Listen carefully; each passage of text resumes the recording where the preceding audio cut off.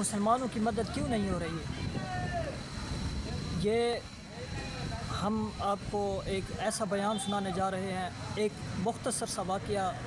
اس video کو مکمل دیکھنا علامہ خادم حسین رضوی کا، جو ہم مسلمانوں کو 70% مسلمانوں کو جگا کر گئے ہیں، اور بہت سے مسلمان ایسے تھے جنہوں نے علامہ خادم حسین رضوی کے بیانات سن کر، علامہ خادم حسین رضوی کی زندگی کے کارنامے، زندگی کے انہوں نے جو کام کیے ہیں وہ دیکھ کر اس دین کی طرف آئے ہیں۔ ہم آج مسلمانوں کی آج کل مدد کیوں نہیں ہو رہی، اس پر ایک ویڈیو جاری کر رہے ہیں۔ مکمل سننا، 3 منٹ کی ویڈیو ہے، اور اگر آپ ہمارے چینل پر نئے ہیں تو اس چینل کو سبسکرائب کرنا۔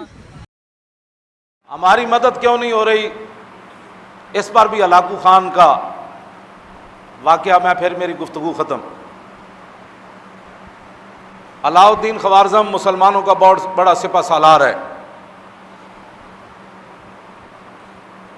وہ لاکھوں کی فوج لے کر ہلاکو خان کے مقابلے میں گیا۔ عین جب لڑائی کا موقع آیا تو علاء الدین خوارزم نے اپنی فوج کو واپس بھیج دیا اور خود بھی واپس پلٹ آیا کہ ہم نے نہیں لڑنا ہلاکو خان سے۔ لوگوں نے کہا کہ یہ آپ نے کیا کیا ہے، وہ بغداد کی اینٹ سے اینٹ بجانے آیا ہوا ہے اور آپ فوج لے کر واپس آ گئے، کیوں نہیں لڑنا چاہتے؟ توجہ کرنا، ہماری مدد کیوں نہیں ہو رہی؟ علاء الدین خوارزم کہنے لگا کہ میں ہلاکو خان کی فوج کا مقابلہ نہیں کر سکتا۔ اس نے کہا کیوں؟ اس نے کہا جو میں نے سنا نا اور جو میں نے دیکھا تم نے نہیں دیکھا۔ انہوں نے کہا تو نے کیا دیکھا؟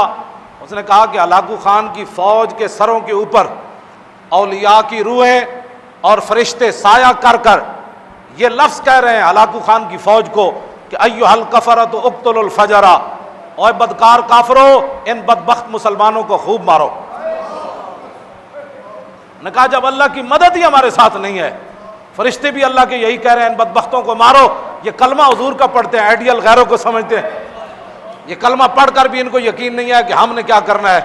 انہوں نے پاکستان حاصل کرنے کے بعد 69 سال گزار دیے حضور کے دین سے خوف زدہ کرتے کرتے۔ آج بھی حضور کے دین کو انہوں نے ہوا بنایا ہوا ہے، اسلام آ جائے گا تو ایسے ہو جائے گا، اسلام آ جائے گا، لوگوں کو ایسے ڈراتے ہیں جیسے ڈاکوؤں سے ڈراتے ہیں۔ اسلام کو انہوں نے ہوا بنا دیا۔ انہوں نے کہا کہ ایھا الکفرۃ اقتلوا الفجر، اوے کافرو ان بدبخت مسلمانوں کو خوب مارو۔ اس نے کہا جب اللہ کی تائید ہی ہمارے ساتھ نہیں ہے۔ جب خالد بن ولید پھنس گئے تھے نا شام کے محاذ پر، اور پوری فوج نے، ہزاروں کی فوج نے، ان کے 10 بڑے بڑے سپہ سالاروں نے خالد بن ولید کو گھیر لیا تھا، اور صحابہ کو پتہ نہیں تھا کہ خالد کدھر گئے۔ خالد بن ولید تنے تنہا ان کے تعاقب میں نکل کھڑے، انہوں نے پہچان لیا۔ ان کا سپہ سالار کہنے لگے یہی وہ بندہ ہے جس نے پورے دنیا کے اندر اپنی طاقت کی دھاک بٹھائی ہے، آج اس کو مارو تو ہر چیز واپس لے لو گے تم، اس سپہ سالار کو مارو۔ خالد بن ولید فرمانے لگے مجھے موت سامنے اس دن نظر آ گئی، میں اپنے گھوڑے سے نیچے اتر آیا، ہزاروں کی فوج کے میں گھر گیا، ان کے سپہ سالار آ گئے۔ آپ فرماتے ہیں کہ ہاتھیوں کی طرح ان کے سپہ سالار تھے جنہوں نے مجھے گھیرا۔ جب خالد بن ولید، اس صحابہ کو پتہ ہی نہیں ہے خالد بن ولید کدھر گئے، تنے تنہا ان کے پیچھے بھاگ کھڑے ہوئے۔ جب یہ صورتحال بن گئی تو تھوڑی دیر کے بعد انہوں نے کہا کہ خالد آج نہیں بچ سکتا۔ تھوڑی دیر کے بعد پیچھے سے جناب آواز آ گئی، خالد بن ولید کے پیچھے حضرت کاکا آ رہے ہیں، حضرت مثنیٰ آ رہے ہیں، حضرت شرحبیل آ رہے ہیں، بڑے بڑے جرنیل صحابہ پیچھے سے گھوڑے دوڑاتے ہوئے آ گئے۔ کافروں کے اندر تھر تھلی مچ گئی۔ انہوں نے کہا کہ یہ کیا بنا ہے؟ آتے ہوئے انہوں نے ساری فوج کو بھگا دیا۔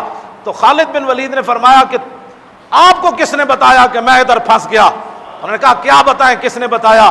جب ہم جنگ ادھر بیٹھے ہوئے تھے تو آواز ہوا سے گزرتے ہوئے فرشتوں نے کہا تم ادھر بیٹھے ہو، خالد پھنس گیا۔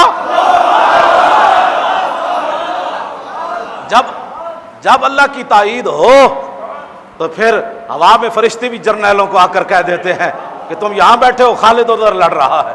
اور جب اللہ کی تائید ہی نہ ہو اور مسلمان گھر میں بیٹھے اسلام